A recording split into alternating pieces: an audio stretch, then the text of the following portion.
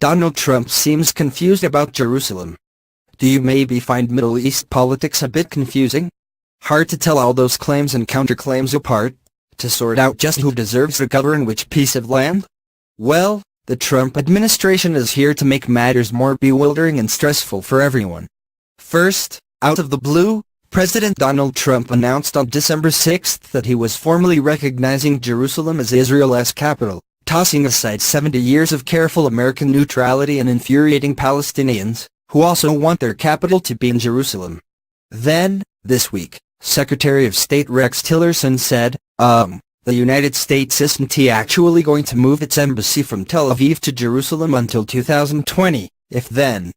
Passports of Americans born in Jerusalem will continue to say born in Jerusalem, not Israel. American government maps want to identify Jerusalem as being inside Israel. Why the delay? Mr. Tillerson cited logistical reasons, whatever those might be. Maybe he is having trouble finding a printer to make new maps. More likely, with the president having made a typically grandiose and poorly thought-through political gesture to domestic supporters in this case, those who staunchly back Israel's hardline Likud government wiser heads in the administration are trying to mollify Palestinians and other Arabs antagonized by his posturing. Since Mr. Trump's decision, there have been protests across the Middle East. More than 50 Muslim leaders, meeting in Istanbul on Wednesday, criticized the decision and urged the world to recognize East Jerusalem as the capital of an independent Palestinian state.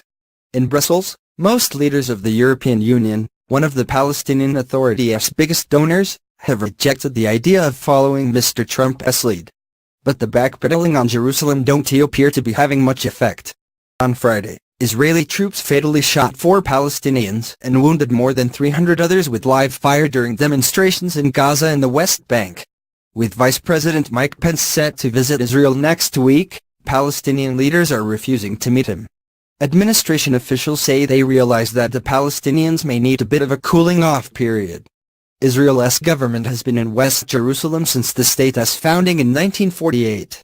In the Arab-Israeli War of 1967, Israel drove Jordan back from East Jerusalem.